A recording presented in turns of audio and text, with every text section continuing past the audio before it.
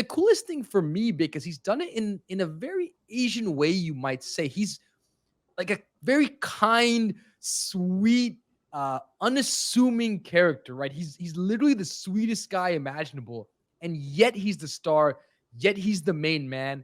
It's almost bringing a different perspective, a different way you think about the traditional superstar. Even Arsenal fans don't have a bad word to say about him.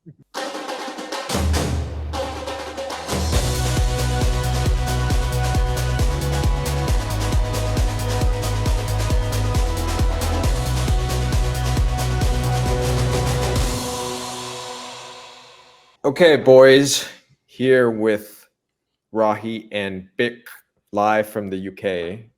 Me and Rahi are, of course, here in the US. My name is Sahil, the host of this channel. So, boys, very interesting thing has happened over the course of the last, I don't know, however many seasons. But there's been a certain player by the name of Son Heung-min, who again this past weekend scored 2 goals for Tottenham, has become Mr. Tottenham after Harry Kane decided to leave for Bayern Munich, and has created a global phenomenon that has spurred Asian football, boys. What do you have to say about this? It's a new era for the Asian player. We've never had a player like Son. He's transformed, I think, the perception. You have that there, transformed Asian football. He's also transformed the perception of Asian footballers, because what he's doing, the technical ability, the aggressiveness with which he plays, it's all not what we've seen in the past from Asian players. I mean, you talk about the Asian stars of the past. Park Ji-sung probably comes to mind as one of the most prominent, a big part of those Manchester United winning teams.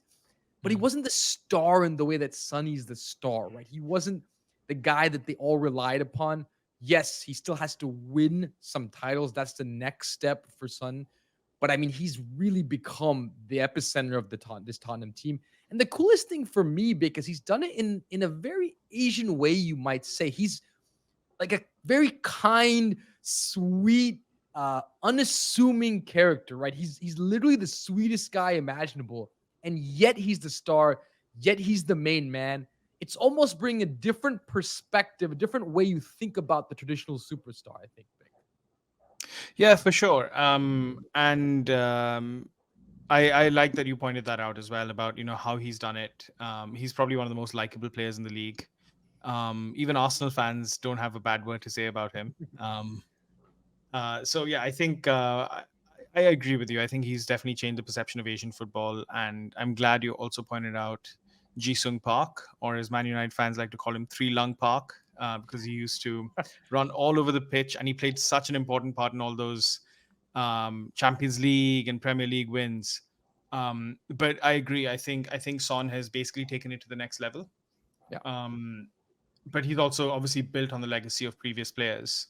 I certainly think he's changed the perception of East Asian footballers. I mean, Celtic have 6 Japanese players on their book, and I know Korea and Japan are different countries, but that doesn't happen.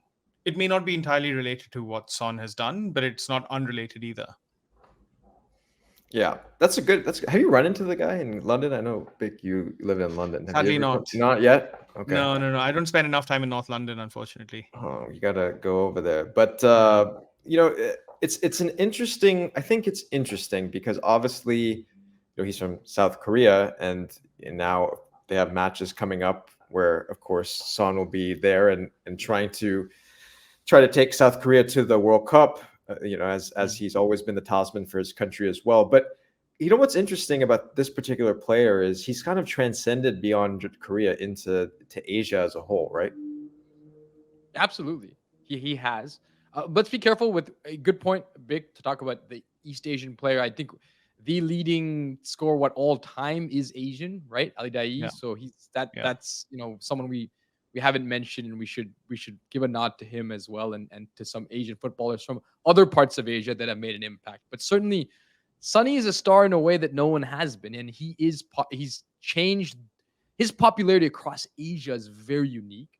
But I do think there's still another level he has to unlock, and that is he has to win. So that's still a knock on a player like Son, is as talented and as good as he is, and this is a knock on all Asian players across the board in many ways, and it's the knock on Asian football in some ways, right? Is that you had some teams that have done well in the World Cup at different times, Korea, notably in 2002. You had some, you had some players, but can Son carry his team to a big title? Can he do it with Korea? Can he do it with Tottenham? That's the next level, I think, for the Asian players. So I agree that he's transformed the perception, and I agree that he's super popular across Asia.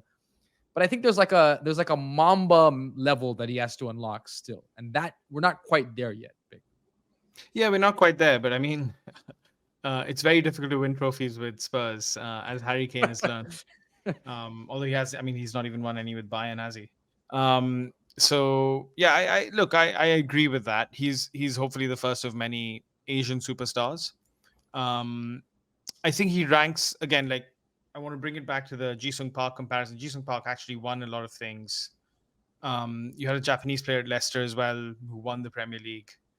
I don't know whether they would rank higher than Son. So again, I think at the end of the day, it is your personal success. You are rated on your personal success, and then obviously trophies come with it. But I think the idea that he's someone who obviously people can look up to, and it's like, if he can do it, so can I. And I'm sure there's tons of Korean kids who want to be the next Son. There's tons of other Asian kids who are going to look up to him, even if they're not Korean. So I think that's his legacy more than anything else, and he's still got time to win trophies, right? I mean, he's probably not going to win the league. Well, that's the thing. So on the international front as well, he hasn't won anything. That's the other thing, right? And Korea, forget the World Cup and all that, but Korea, is pretty highly ranked in Asia, and there hasn't won an Asian Cup, which is something that I think that, like Rahi said, to cement his legacy, he's gonna have to get there, I believe. Yeah, no, that's a fair point, and that's very winnable for them. They are consistently one of the top 3 or 4 teams in Asia. And yeah, 100%. That's the starting point. He's got to win something with his national team, particularly the Asian Cup. I do think the reason I think it's important he wins is because it's the first time that we've had a club rely on an Asian player, right? So you've had Park Ji-sung, who's won Ji-sung Park, but he was a role player in many ways, right? And now we have a star, right? And so the whole team is really constructed around him in many ways. So for him to take his team to win something of note would be notable. It'd be pretty pivotal, because I can't think of a time that we've had that, where we've had a team almost built around an Asian star. I don't think there have been any examples of that. And for him to do it in the Premier League, to do it in sort of the best league in the world, would be incredible. And so that's why I think it's important. He doesn't have to win the league, by the way, Big. He could win one of these other trophies, right? The FA Cup. He could win the League Cup. You know what I mean? Yeah. Like, there's opportunities. Yeah, 100%. And I think that as well will be celebrated by Spurs. Their last trophy was 2008. I know the League Cup is sometimes scoffed at, but it is still a trophy. And it usually propels teams on to bigger and better things. And I think that will be a success in and of itself. So yeah, I think he certainly has that opportunity with Spurs. And that's a good point you bring up, is not only will he be doing it as an Asian player, but he'll be doing it for a club that hasn't won a trophy in ages, right? So to think about that, he'll be so intertwined with the history of that club in a way that, the Gerrards and the Lampard, with their clubs, right? He will be that for Spurs, which will be remarkable, right? To have an Asian player be so tied to the history of a club in that way. And that's fascinating too, right? That's fascinating, because the names you mentioned, Gerrard, Terry, Lampard, these are all English players, right? That have homegrown essentially from England. To have a player that's not Asian, that's not English, be sort of the star boy for that particular team for an extended period of time, right? That's something that's pretty unique. Well, I guess you could say, like, you don't even have to look at non-English players, right? I mean, the original powerhouses of football are Europe and South America, and there have been stalwarts of both of those areas for different Premier League teams. But you've also had African players who've been like the man for their team, like whether it was Drogba with Chelsea when they won the Champions League, or Salah for Liverpool, or Kante for Leicester. So you've had African players play that role. So I think it's time for an Asian player to do the same, and I think that'll just be amazing. Yeah, I think that's a great point. Yeah. Wolf, let's finish with this. Do you think this elevates the Asian football as a whole? And what I mean by that is, do you think it makes people take Asian football more seriously? Makes clubs consider more Asian players? Obviously, Tottenham signed another Korean. I think he was 18 years old as well. So do you think that? Do you think this elevates the Asian player as a whole? Oh, 100%. I mean, the example I use with Celtic as well. There's, I think, 4 Korean players now playing in the Premier League. There's Hwang-so for Wolves, I believe. There's one for Forest. And there have been a number of players now from Japan, Korea, etc. So, yeah, I think I certainly think it does, and I think, success breeds more success. So. I know people now, football now is more analytical, more technical. They're trying to get rid of any biases, any cognitive biases that you would have when evaluating players, but they always exist. I think we have an idea of what a German player is, what an Argentinian player is, what a Brazilian player is, and whatever perceptions of Asian players people may have had in the past. I think as you see more and more come through, and as they succeed at the top level, those biases sort of go away. And maybe you'll still have an idea of what an Asian player looks like or plays like, but that doesn't mean they won't be a successful player. Yeah, I'm glad you brought that up, because I think it's very true. As much as we want to move beyond that people do, and particularly managers, still think in analogies, right? They think of what is an analogous player to this player that I'm potentially going to buy. Where's the comp, right? Where's someone, who does he play like?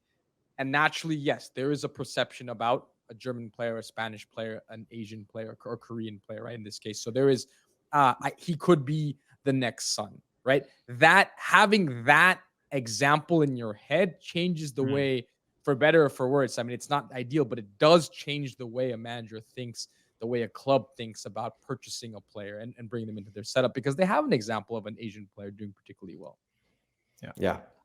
Well, best of luck to Son as he goes off next week and plays for Korea. All the international football starts again. We're all excited. But before then, of course, there'll be an action for another Premier League weekend. But as we always like to say on this show, keep watching the beautiful game. And can we all be Korean? Can we all be Korean for a little bit, since based on Son's performance? I don't know how do you suggest that happens exactly? As in, they're Korean fans. I mean, can we go eat Korean food or something? Maybe that's our homage. I own metal chopsticks already, so I'm already into the Korean way of eating in some ways. Any excuse to have more bulgogi, but look, I'm more than happy to support Korea. Nothing against them. Bick, what's the top Korean restaurant in London, according to you? No, I haven't eaten Korean in a while, actually. Oh, okay. Well, all you Korean fans out there, let us know in the comments so that we can go. We can send. I'll come back with suggestions next time. Okay. I'll try a few in the meantime. Yeah. Okay. Good stuff. All right, everyone. If you LA, I think. Oh, they are? Well, that's lucky for me. Lucky for me over here. Yeah. But everyone out there, if you're enjoying these videos, please subscribe to the channel. And for those of you listening on audio, thank you for listening. We will see you soon for more action. European Nations League coming up, as well as the Asian World Cup qualifiers. See you all next time. A word of advice: if you don't have gochujang in your fridge, make sure you have it. Essential